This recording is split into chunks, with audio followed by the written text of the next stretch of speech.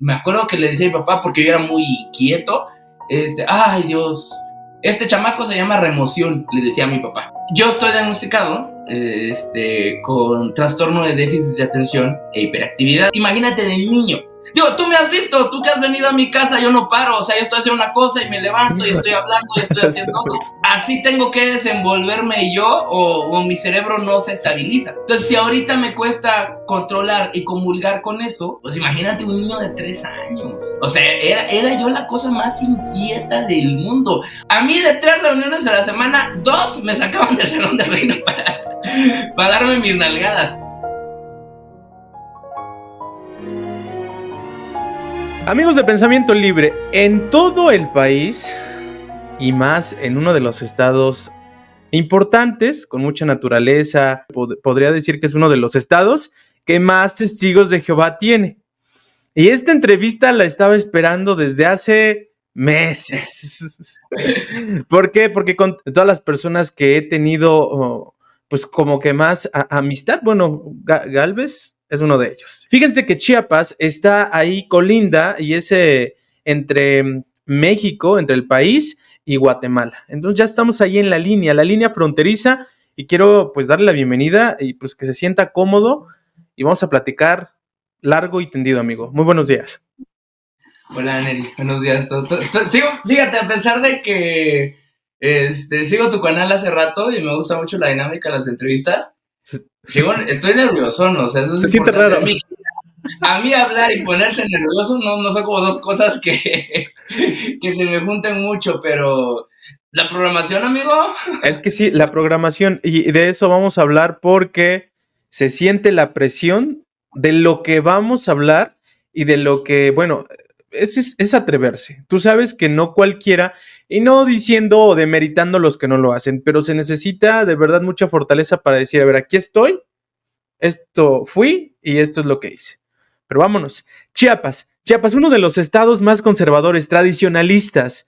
Ay, pues mira, no había un solo de telita, o invitado a discursar de otro distrito que no empezara con, es que Chiapas ya es el paraíso en la tierra. O sea, ¿por qué? Independientemente de la naturaleza, de la belleza, la gente muy tranquila, por la organización geopolítica, sí, gente como muy inocente todavía, y claro, el paraíso espiritual. ¿Por qué? Porque pues en el paraíso espiritual había pueblos con menos de 10,000 personas, pero 2 salones de reino dedicados con 4 congregaciones cada una, y pueblos enteros, como en el caso de las nubes, enteros, donde todo el pueblo era testigo de Jehová. Todo el pueblo, desde el más pequeño hasta el más grande, eran testigos de Jehová, y la obra fructificando. O sea, de hecho, por ahí tenían el chiste de que cuando alguien estaba desanimado lo mandaban a servir a Chiapas, para que viera que la gente todavía quería escuchar, que había necesidad espiritual, que todavía estaban como buscando, tirando las redes hacia otro lado. O sea, no, la verdad es que sí, Chiapas para los testigos de Jehová es la joya de la corona en México, y quien sea de Chiapas no me va a dejar mentir. O sea, realmente allá los testigos de Jehová tienen una presencia como religión increíble. O sea, ¿Ah, sí? es punto de referencia. O sea, en Chiapas ser testigo de Jehová, para bien y para mal, mira, él va ahí con los testigos. ¿Y tú naces dentro de una familia bien posicionada o cómo era la familia en ese entonces? En los 80s, hablemos de los 80s.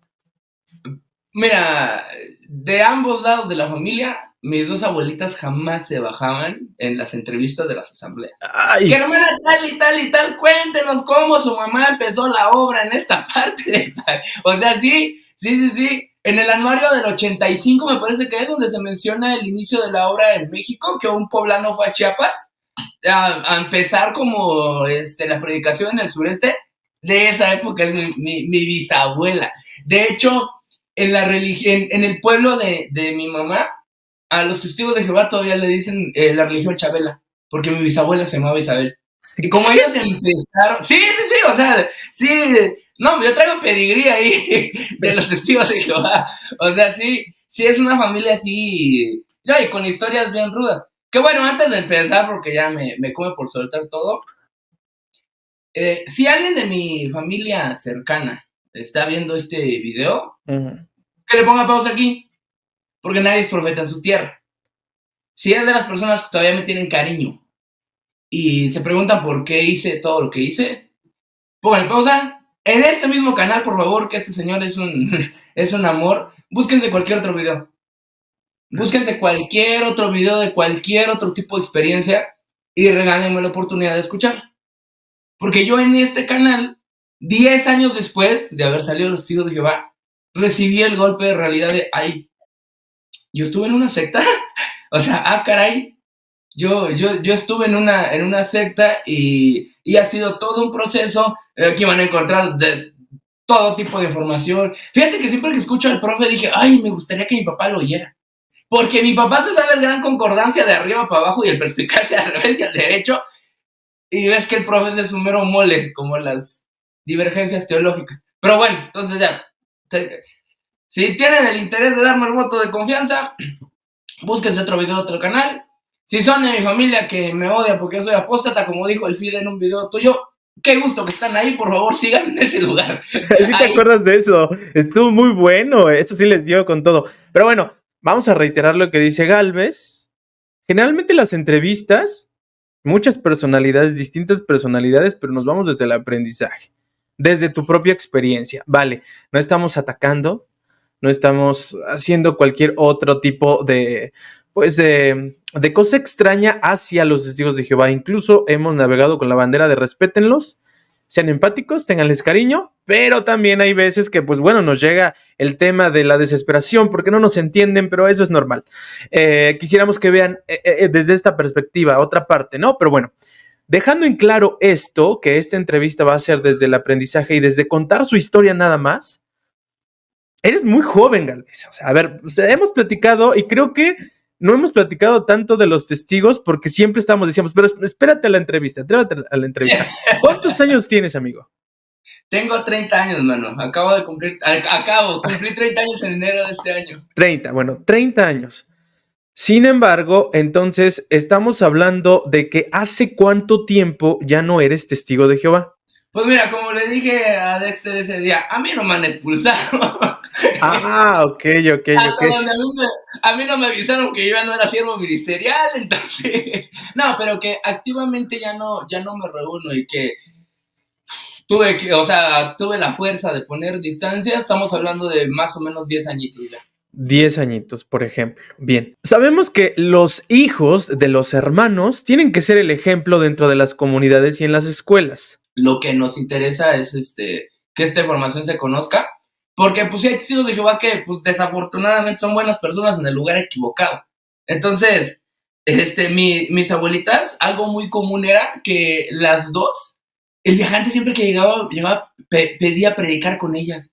Porque decían, no, es que predicar con la hermana como si te levanta. Las dos tenían un celo, cada quien a su estilo, pero un celo. Entonces, yo me crié en una familia donde de parte de mamá soy testigo de Jehová de 4ª generación y de parte de mi papá, pues sí soy de 3ª generación, pero en las dos familias viajantes, precursores especiales, mi papá superintendente de asamblea desde que yo tengo memoria.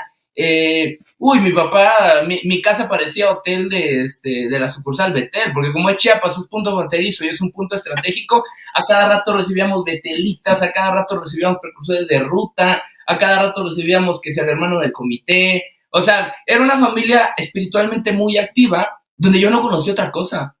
O sea, mi realidad desde que yo nazco no es que somos testigos de Jehová.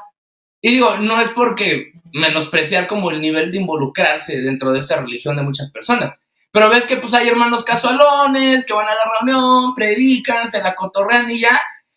Y luego está mi familia, que 24/7 se dedicaba al tema, el examinando las escrituras de la mañana, a predicar desde muy temprano. Yo nunca estuve en una congregación normal, porque mis papás siempre fueron de servir donde hubiera necesidad. Mi papá siendo anciano superintendente de asamblea y de la congregación, yo tengo fotos de recién nacido en un territorio aislado, así en el cerro, así encumbradísimo, mi mamá, también bien celosa y valiente ella, cargándome en un montarral ahí en el cerro, están los dos sellos, y la congregación de 5 personas. Sí, congregaciones muy pequeñas donde había mucha necesidad, o sea, cuando se casan, mi papá ya estaba a punto de ser nombrado anciano, mi mamá precursora activa, celosa, dinámica de toda la vida y siempre fue como la idea de, o sea, yo estaba acostumbrado a que mi papá nunca estaba con nosotros en la asamblea. Pasaba 4 o 3 discursos por día, porque aparte eran circuitos pequeños, Sí. pues había necesidad. Mi mamá lidiando con nosotros y al mismo tiempo ahí como coordinando cosas. O sea, sí crecí en una familia donde más allá de ser testigos de Jehová, esa era nuestra vida. O sea, no era como la religión a la que pertenecemos. Nuestra vida gira todo en torno a esto y esta es la prioridad más grande. Sí, no. O sea, lo demás se tiene que acomodar alrededor del servicio a Jehová. Situaciones económicas, familiares, laborales, todo tiene que ir alrededor de.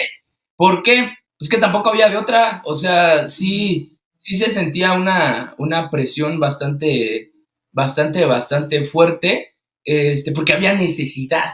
O sea, mi papá literalmente tomaba decisiones de, ay, es que si hago esta cosa del trabajo, o tal día me invitaron a un comité, o me invitaban a esto, me invitaban a otro. Y yo veía a mi papá quitado de la pena darle muchísima prioridad a eso.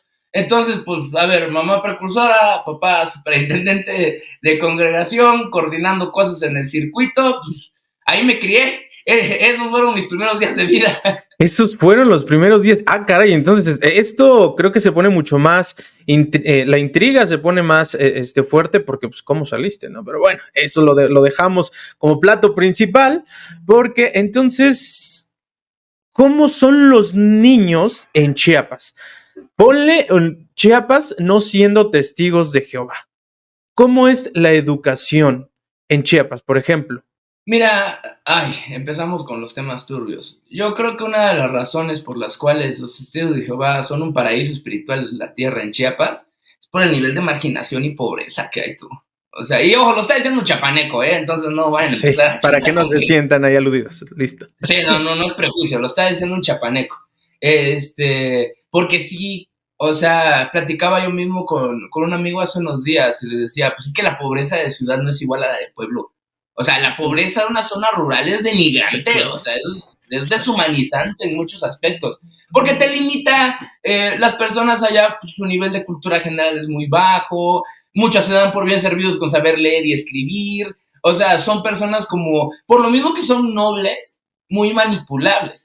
Y bueno, ya la JW vio eso en Chiapas, empezó a salivar y dijo, vámonos, aquí hay que meterle toda la energía posible porque aquí hay un montonal de... Y mira, no le fallaron, He estado con 3 salones de asamblea dedicados, para lo chiquito que es. Pero ves que yo sé mucho de dar contexto y para eso necesito un poco de... Tú da el contexto que quieras.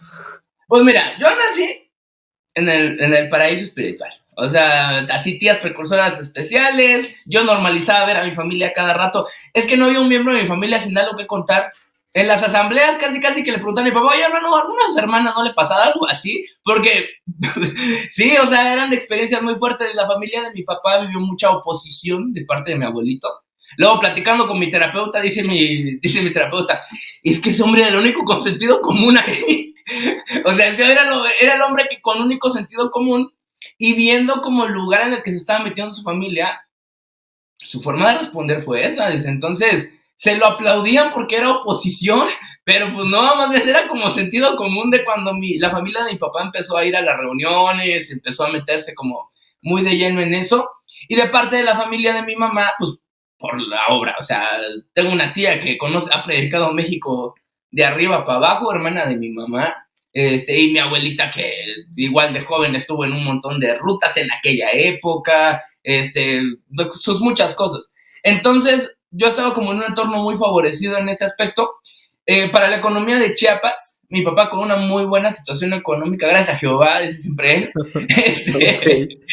Muy trabajador, mi señor padre, le fue muy bien económicamente, y en un mundo pues muy cuidado, porque honestamente las comidas los domingos con mi papá pues eran el hermano discursante, es que va a venir tal hermano de distrito y me llamaron de Betel que le echaba una paseadita. Es que van unos hermanos para Guatemala y me hablaron de la sucursal que yo los hospede y mientras los hospedo me los llevo a los lagos.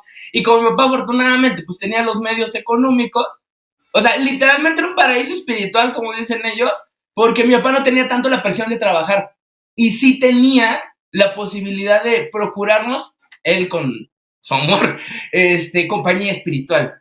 Okay. Entonces, pues ya te has de imaginar, o sea, mi vida realmente era un lugar en el que cualquier otra persona, que le decía yo a Carrión el otro día, pues es que tú hubieras querido una infancia como la mía.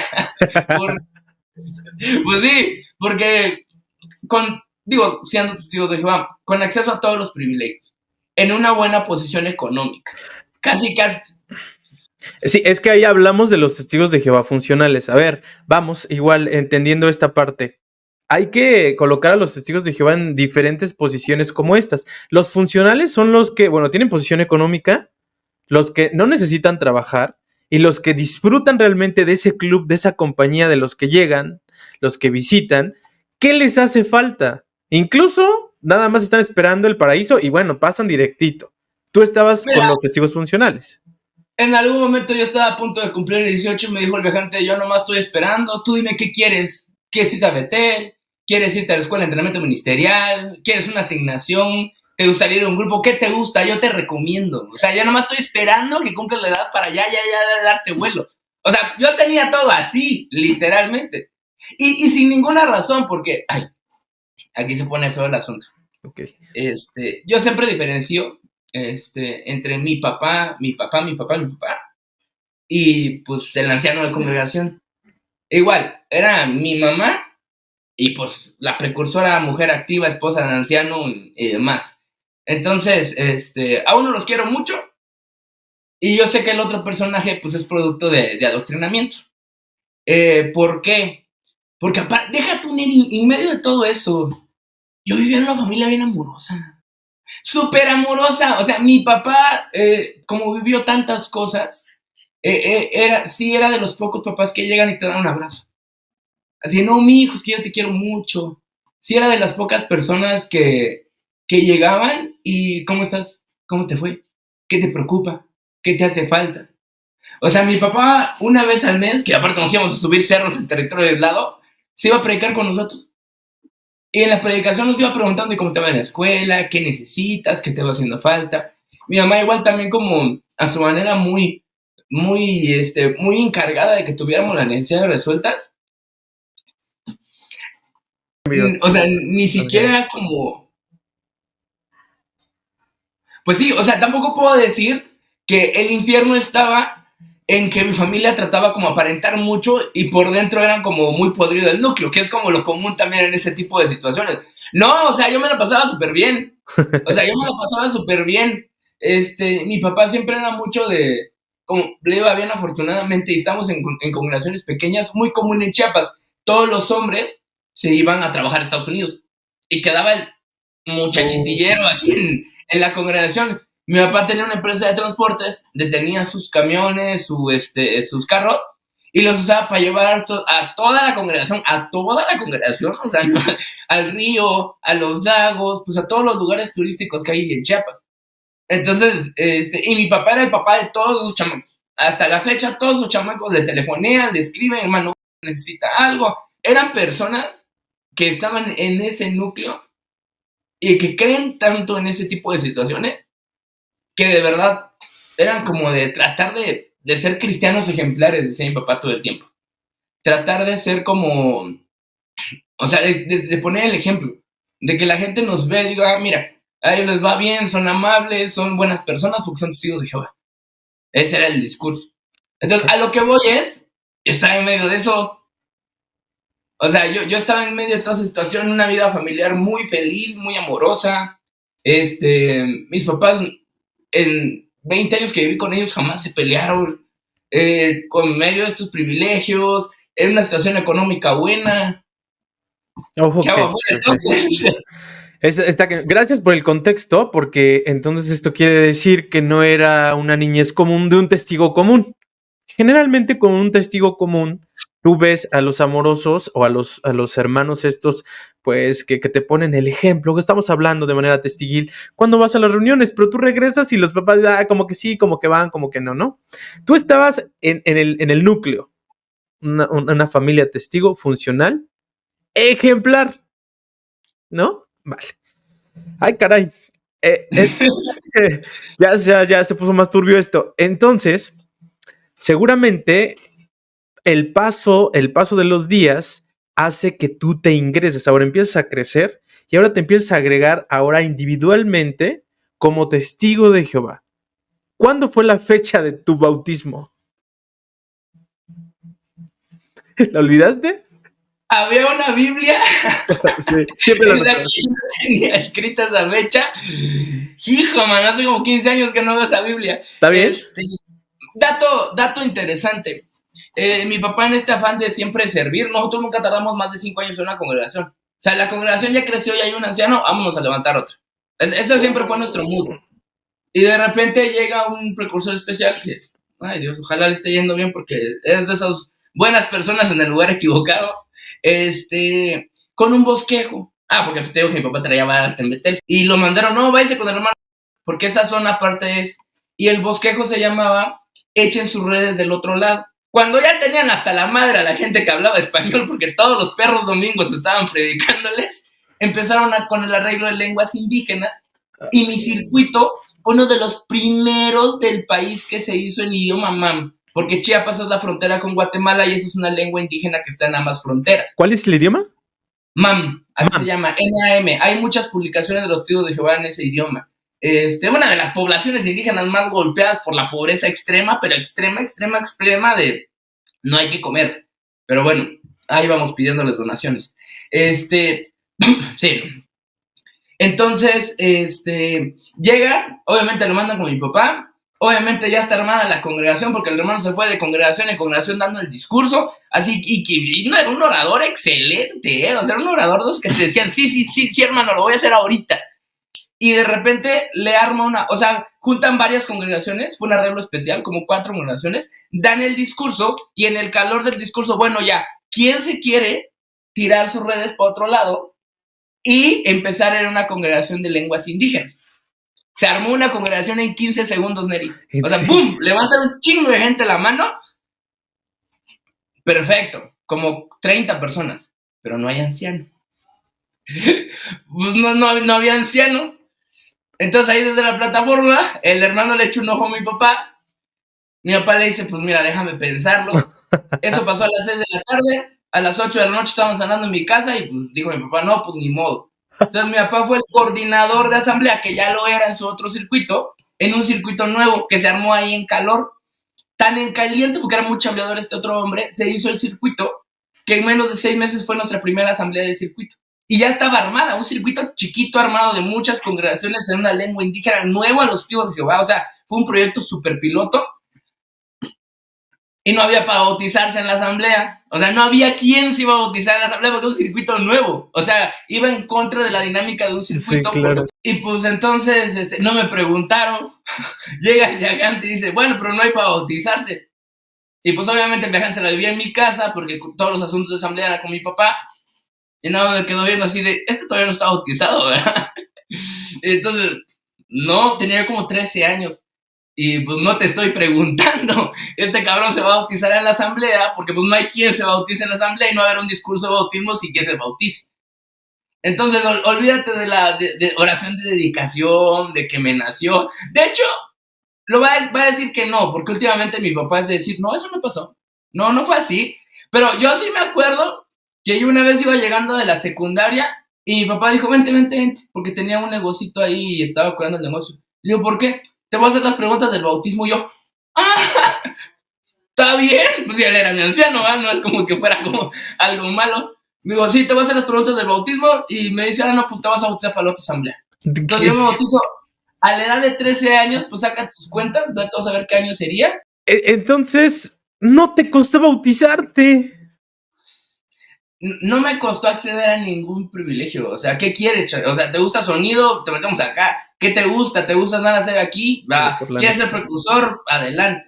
O sea, te digo, el viajante decía, mi única prisa es que crezcas. Ya para empezarte a meter aquí en la faceta de servicio que más te llene. Ok, y entonces, pues llegas, te bautizas. ¿Tú sentías? Esta pregunta me gusta hacérselas porque es como esta parte estadística que quisiera investigar. ¿Tú sentiste la conexión con este Dios Jehová en tu dedicación personal en oración? De entrada, dedicación personal, ¿cuál, mano? Si me dijeron bautízate ya, porque ya estás grandecito y casi que el privilegio de tu papá peligra si pasas más tiempo sin bautizarte. O sea, eso fue el chantaje, ¿eh? Porque es que eso es lo bonito. Hemos estado hablando de lo hermoso que es, del pueblo de Dios y demás, pero es que muchas cosas en mi vida fueron así. O sea, mi papá cada rato, ay, mi papá, que Jehová lo bendiga. Pero es que mi papá reporta en la escuela de que yo hacía algo, se preparaba un bosquejo así, y no, y mira, y esto, y me daba consejo, y siempre como que... Entonces, una de las sesiones de estudio de familia de mi papá siempre era, no, es que ustedes tienen que portar bien, porque mi privilegio depende de ustedes, depende de tu mamá, y tienen que ser ejemplo y demás. Entonces, pues fue de ese estilo. O sea, fue muy de ese estilo que pues a mí el proceso de bautízate fue un refuerzo de, pues es que tienes que hacerlo porque pues, tu papá es el de asamblea y tu papá es el anciano de congregación. Realmente, no, o sea, no, sí sentía una conexión con su Dios, pero era una muy turbia, es muy desagradable. Hablando de conexiones que ahorita, bueno, después pasando el tiempo ya se ven de otra manera, pero este tipo de conexión, lo pregunto porque, bueno, no todos la han sentido y se supone que cuando se hacía la dedicación, pues había como esto, ¿no? Como una dedicación más personal. Entonces, Gálvez, el joven ejemplar, ¿empezaste a ser ejemplar? Cómo era la parte de la popularidad? Hablemos de eso, porque siendo el hijo del superintendente, con este contexto de vida, seguramente te conocían en muchas congregaciones o te siguen conociendo. No, me sigue conociendo. De hecho, para que me quiera saludar es mi mismo número. Que tengo desde 15 años, sí, sí. Si me quieren decir algo que les despertó interés a través de esto, con gusto escríbanme. Si no, también me gusta discutir. No había circuito de la zona en el que no ubicaran a mi papá. Mi papá es muy buen orador. O sea, mis recuerdos más tempranos de la infancia es mi papá ensayando sus discursos y tenía un vozarrón ese hombre.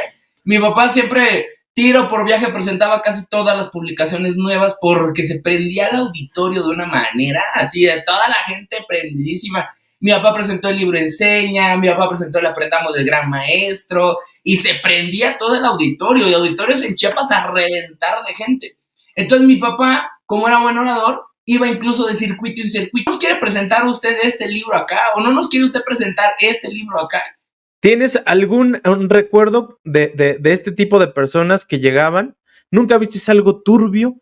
¿Nunca viste algo desconocido con respecto a los viajantes que llegaban a las congregaciones? Sí, o sea, yo empecé a ver cosas que a mí me llamaron la atención desde muy temprana edad, sobre todo con los viajantes.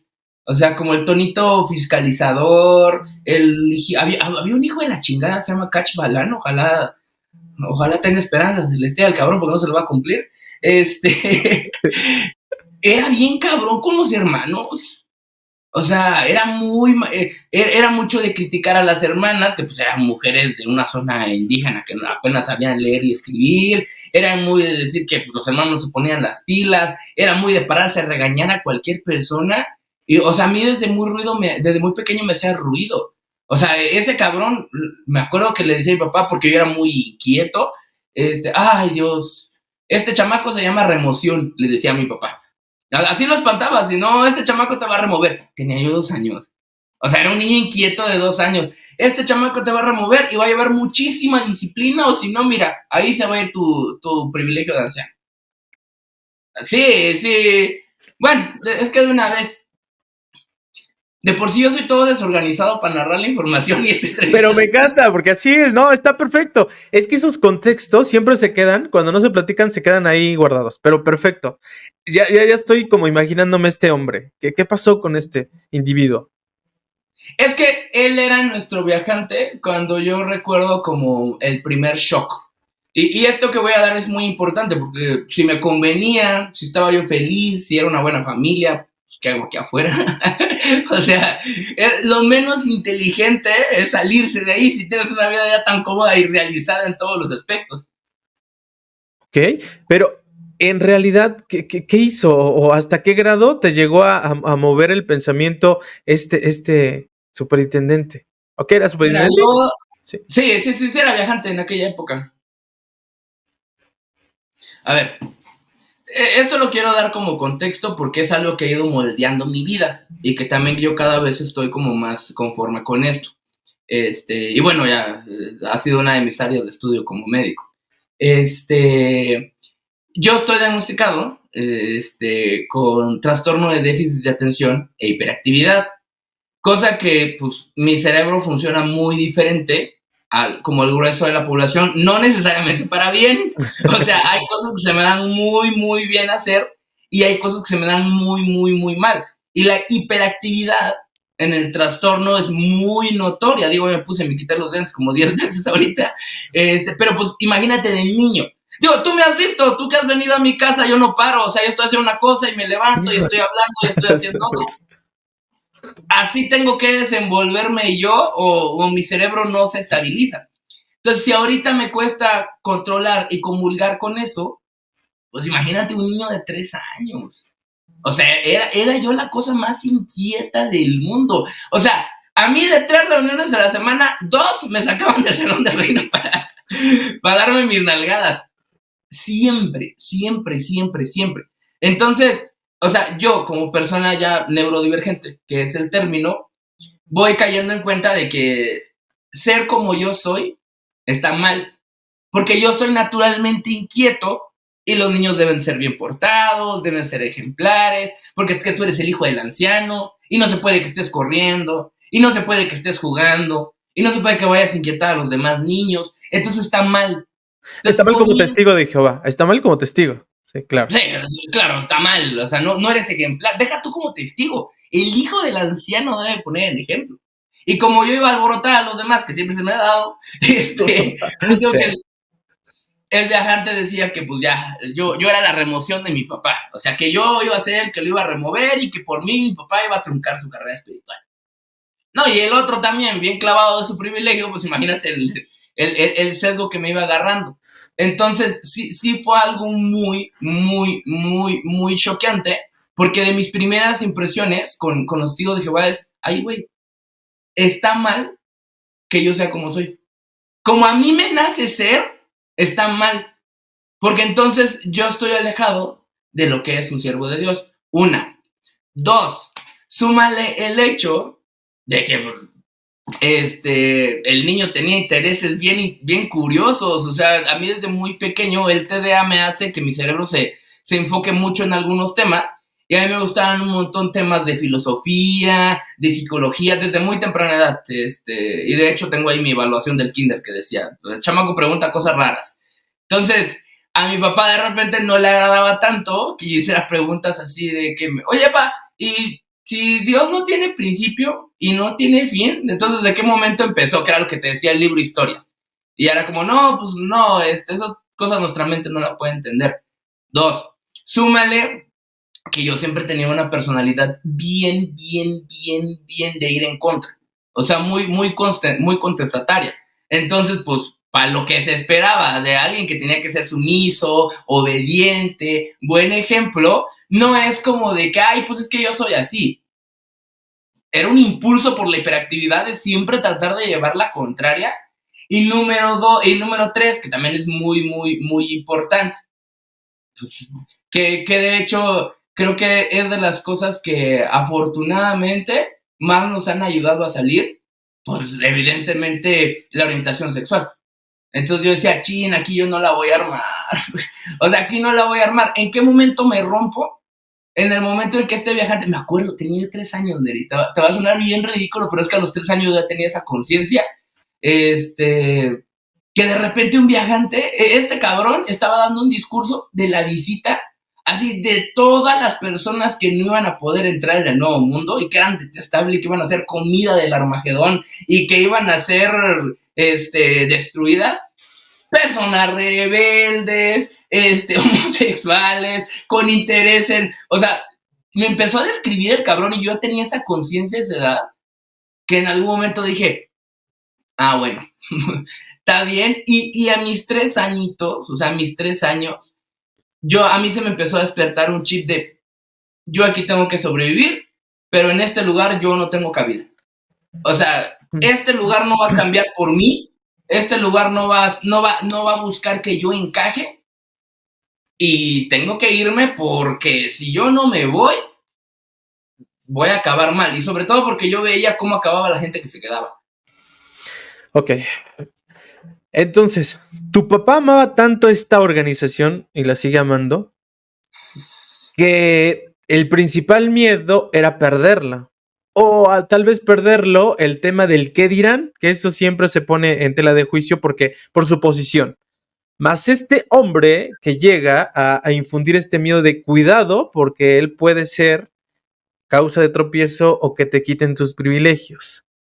Más la vara de la disciplina, más el tema de la hiperactividad, se hizo una mezcolanza extraña y entonces de alguna manera sirvió como para que tú pensaras en poder salir, pero desde muy temprana edad, fue muy temprana.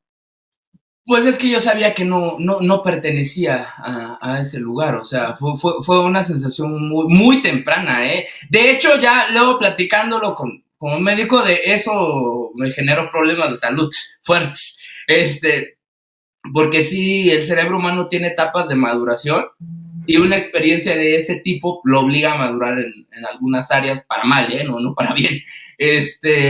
Entonces, a lo que voy es, desde ahí empezó una competencia conmigo mismo por empezar a encontrar alguna especie de salida. Una de las cosas provechosas del TDA es que mi cerebro se puede enfocar mucho en unas cosas, aunque para otras no me vaya tan bien. Y resulta que siempre me ha gustado leer. Entonces, de verdad va a sonar muy fantasioso, pero las personas que me conocen saben que sí soy así. Desde esa edad yo decía, ok, ¿qué puedo hacer aquí para que no me corran ni le quiten el privilegio a mi papá? Porque esa era como la pauta, comentar.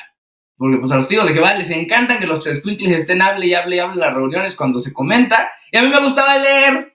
Y aparte, como dijo el profe en uno de tus videos, pues es que es información súper repetitiva. O sea, es información que se repite y se repite y se repite hasta el hartazgo para que a la gente se le grabe. Y no tiene ninguna ciencia como descifrarla y como empezar a encontrar patrones y comentar.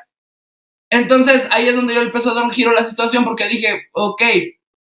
Y digo fantasioso porque yo, niño de 4, 3 años, sí pensaba esto. ¿Qué tengo que hacer aquí para que me quieran y no me corran ahorita? Comentar. Vamos a empezar a comentar. Y a mí me gustaba mucho comentar en las reuniones. Heredé la oratoria de mi papá, empecé a dar mis discursos a muy temprana edad. Y como me gustaba mucho leer y pues hablar siempre ha sido lo mío, empezaba yo a comentar en mis propias palabras, empezaba a discursar como muy fluido, y ya como que eso giró un poco la situación. Porque entonces, no, pues sí es inquieto, pero mira, le va muy bien. O de repente también, no, pero sí se porta re mal en la escuela porque no es ejemplar, pero comenta muy bonito. Yo a esa edad tuve que empezar a desarrollar ese juego de, ok, ¿cómo logro que no me corran?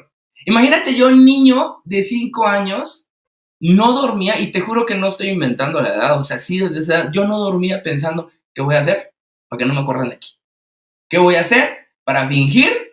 O sea, yo era primo desde muy corta edad, porque yo ya sabía que ahí no me iba a quedar. Ponte que no era primo porque sabía yo que estaba en una secta ni esas cosas, pero mi mente literalmente ya estaba afuera. O sea, para mí la vida fue, antes de mis 20 años, un plan de escape. ¿Qué voy a hacer yo para no quedarme en este lugar? Y mira, el día que yo iba a entrar a la secundaria, no dormí toda la noche, porque aparte tengo ansiedad, pensando, ¿sí sería una escuela correcta? ¿Sí fue una buena opción? Porque yo no tengo de otra. Yo tengo que empezar a preparar un plan de escape y yo no puedo permitirme el más mínimo error en cagarla, porque si la cago yo me voy a quedar atorado aquí toda mi vida y yo no voy a aguantar. O sea, yo a esa edad, y por muchas otras cosas que los tíos de Jehová favorecieron, tenía pensamientos muy autodestructivos. Ya eso era como 14, 15 años, y yo decía, si no salgo de aquí, para cuando yo tenga 18, 19, yo sí me voy a dar un tiro. O sea, yo sí me voy a dar un tiro porque este ambiente es insufrible y va a sonar dramático. Pero cada perra reunión era un recordatorio de tú no vas a estar aquí. No, es que tú no puedes, tú no perteneces a este lugar. O sea, tú no perteneces a este lugar y cada vez era más y más y más y más la idea de que, pues pídele perdón a Jehová. O sea, tú naciste así y naciste con el pecado bien insertado porque pues, de alguna manera no heredas el reino de Dios y tienes que pedir perdón. Unos años sí me compré ese discurso y unos años sí era todas las noches pedir perdón, pedir perdón, pedir perdón y ya en algún momento la oración era pues ya, ¿qué caso tiene que yo te pido perdón? O sea, gracias a esta hermosa organización, mis primeros pensamientos de desvivirme para que no te bajen el video, fueron como a los 11, 12 años. Ok. El estrés y esa ansiedad de estar pidiendo perdón en las oraciones cada vez, bueno, es que se hacía, ¿no? Se hacía y eso se sentía ese estrés y esa ansiedad extraña pues de siempre, ¿no? De ser el bueno, de ser lo que ellos pedían o lo que la Biblia decía, como se hablan textilmente. No, está muy fuerte. Creo que muchas personas, está siendo muy sincero, gracias, muy sincero, estás abriendo así como toda esta parte.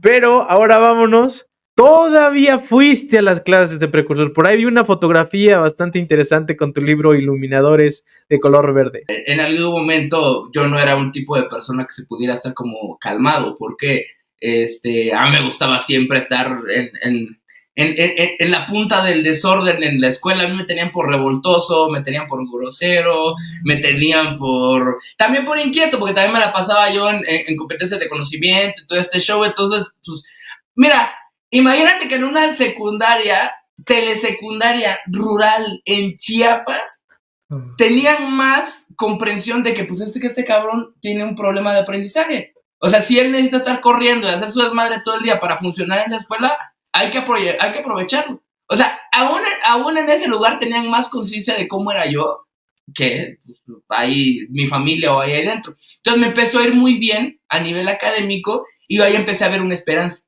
Y como al final de cuentas era información, me empecé también a enrolar mucho en leer publicaciones, pero mira, tanto era mi miedo y tanto era mi nivel de escape, que yo me leí, y te puedo decir artículo por artículo, los volúmenes de La Despertar, porque ya te imaginarás, casa de anciano, mi papá tenía los cafezotes grandotes, esos volúmenes anuales, de La Despertar y La Atalaya. Yo me los leí desde el 93 hasta el 2005. Pero si te das cuenta, es que los estilos de Jehová de los 90 eran diferentes a los de ahorita. Sí, ya se acorrientaron. Eso dicen algunos. Y la mayoría lo dicen. No, lo dicen de manera despectiva. Y sí, tal vez. Pues es que eran distintos. Había como otra forma, ¿no? Pues las despertares eran muy interesantes. O sea, yo me acuerdo que yo decía, verá, está interesante, biología, animales, que a mí la ciencia siempre me encantó. Y ya se ponían a hablar de Diosito y la evolución y ya giraba yo la página. Y otra vez, mira, este país, casi comen y esas son sus costumbres y demás. O sea, esa fue como mi salida al mundo. Y ahí entonces empecé como con la doble vida, porque pues en la escuela hacía yo mis desastres, hacía yo mis revoluciones, y pues también salía yo a predicar. Entonces, por ahí estaba como la presión, porque pues como te digo, los Testigos de Jehová tienen un nombre allá en Chiapas. Entonces siempre era muy estresante para mí en la escuela, que por cualquier cosa que yo hacía era, y tu papá es pastor, decía la gente ahí con los testigos. Y no te da vergüenza salir a predicar. Y yo, pues es que no salgo porque yo quiera, mano. O sea, no, fíjate que algo que detesté con todo mi corazón desde el momento 1 fue predicar. No sé en qué momento me hice precursor. O sea, a mí me molestaba tanto ir a imponerle a la gente lo que yo pienso. Se me hace uno de los actos de violencia más grandes y sobre todo a través de chantaje. Ah, claro, mis abuelitas eran un máster predicando. ¿Por qué? Porque soy persona conocida del pueblo de toda la vida, aparte en Chiapas la gente muy educada y muy de hacer vínculos. Ay, ¿cómo estás? ¿Cómo has estado? ¿Cómo te ha ido? Que no sé qué, y boom, 2 horas de plática de la Biblia porque acerca tu religión está mal y la mía no. A mí se me hace un acto súper violento que desde muy niño yo detestaba. O sea, de hecho, platicando un poco ya con mi médico, a mí se me agrava el trastorno de déficit de atención porque yo en la predicación me iba. Mi cerebro se iba a otra parte, pero era yo no quiero estar aquí. O sea, me resulta muy violento esto que estamos haciendo, me resulta muy chocante para la persona. Yo no quiero estar aquí y mi cerebro pues, se desconectaba. Entonces yo voy a las clases de precursor no porque amara el servicio, ni Sí. porque amara la predicación, pero es que en mi plan, si yo quería seguir estudiando, pues tenía que seguir haciendo méritos en la organización para que no me dijeran que yo estaba frío. Ojo, y seguir estudiando la prepa, no, olvídate, En olvídate ese de... momento. Sí, Sí. o sea, para poder seguir estudiando la prepa y que mis papás estuvieran contentos y pues era yo menor de edad pagando, pues Ok. ni modo, tocó hacerse precursor. Vámonos a la cosa más fuerte y turbia que supongo ya viene. Ese momento cuando tú dices, yo me voy de aquí, ya no quiero ser testigo de Jehová, ya decidí, seguramente estaba seguro anteriormente, pero ahora aún estabas. ¿Cómo te ibas a mantener? ¿A dónde te ibas a ir? ¿Te ibas a mover de ciudad? ¿Cómo ibas a cortar esos vínculos? ¿De dónde sacaste esa fortaleza para decir, me largo de aquí? Mira, independientemente de que yo siempre tuve un plan de escape y que a mí me resultaba muy violento permanecer dentro de esa organización por muchos aspectos, sobre todo porque en algún momento el odio que me llegué a generar hacia mí mismo era muy fuerte. O sea, habían años en mi adolescencia que yo me despertaba y no me quería ni ver al espejo porque yo me odiaba. O sea, me habían hecho generar un desprecio, un odio, un no sirves para nada, un eres imperfecto, o sea, un diálogo de mucho rechazo tan fuerte que era violento contra mi persona, o sea, era súper, súper, súper violento. Entonces, por ahí, como, creo que estaba yo en la prepa, no fue después. Ah, bueno, porque hasta eso, pues, mira, ¿quién puede andar en el lodo sin contaminarse? Por más que yo tenía esta conciencia de que sabía yo el daño que me hacía estar ahí, sabía yo lo mucho que abusaban de las personas de escasos recursos, veía yo la hipocresía, el nepotismo, todo lo que había ahí dentro, eh, por mucho amor y cariño a mis papás, porque sí los quiero bastante y los amo mucho, dije, voy a dejar de hacerle a la mamada y voy a ver si de verdad esto no es para mí y que me voy de precursor regular a un circuito pequeño en lenguas indígenas en la mera entrada a la selva en Chiapas. No sé por qué lo hice, o sea, sí fue un poco como en contra de mi voluntad. Y claro, te moldea el entorno, porque pues no falta el viajante que no, es que tú deberías de servir porque tu talento se está desperdiciando, tú eres muy buen orador, te gusta mucho estudiar, y pues este precursor especial que hizo muy amigo de la familia, ahí mascándome, ay, luego esa faceta estuvo turbia, porque fue cuando los testigos de Jehová le empezaron a meter mucho ahínco al tema de no estudiar en la universidad porque pues el mundo es Satanás, no vale la pena que estén ahí. Y estos cabrones se dedicaban a hacerle bullying a la gente de mi edad, pero bullying violento. Así, y fíjate, eso sí, o sea, eran muy buenas personas, pero como todo tío de Jehová eran unos hijitos de la chingada. Porque yo sí recuerdo a jóvenes de mi edad, 17, 18 años, que llegaba la mujer de este precursor especial, muy linda ella, payasita la señora, muy linda y, ay, ¿cómo está? Porque se sacaba a pasear a predicar a las hermanitas jóvenes. Pero ¿para qué se sacaba a pasear a las hermanitas jóvenes? Era desde el inicio de la predicación hasta terminar la predicación, es que no vale la pena que tú estudies la universidad, es que te vas a exponer al mundo, es que vas a denigrar tu imagen, y qué van a decir el nuevo orden, y es que podría ser precursora, y ya sabes, la manipulación de, pues es que Jehová se va a poner triste, qué feliz haría tu familia que tú fueras precursor, mira, tus papás tienen una buena posición económica, te pueden apoyar, y se le metían a la gente en el cerebro, o sea, yo identificaba, porque casi se la vivían en mi casa, los cabrones tenían agenda. O sea, tal día me voy a ir con tal persona y le voy a hacer mierda a la cabeza, a sacarle ideas de que pueda seguir estudiando y que se dedique a vender gelatinas, a remendar ropa, para un trabajo modesto y que puedan dedicarse al servicio al 100%.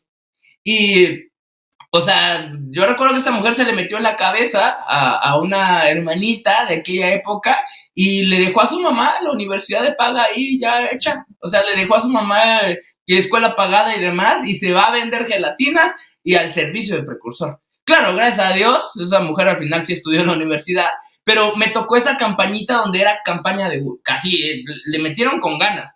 Y entonces, yo ya cada vez más convencido de que no quería estar ahí, pues este cabrón me agarró de su caballito, o sea, me empezó a bombardear la cabeza con esas ideas. Y claro, un discurso también chantajista y de culpa, que ahorita ya lo puedo leer muy bien, y es que pobre tu papá, a él sí le gustaría tener un hijo que fuera precursor, y es que tu papá estaría muy orgulloso, y es que mira, si tú no sigues progresando, incluso su privilegio está en peligro, y él ha sido un buen padre, y te quiere mucho, y ha trabajado mucho por ustedes, sería muy mal agradecido de tu parte. Y a ver, uno es adolescente, 16 años, yo con esos pensamientos de odio, sintiendo que cada mañana yo no era suficiente o que no merecía estar vivo. Y esa presión de, por lo menos haz algo bueno con tu vida y sírvele que vas, me rompí.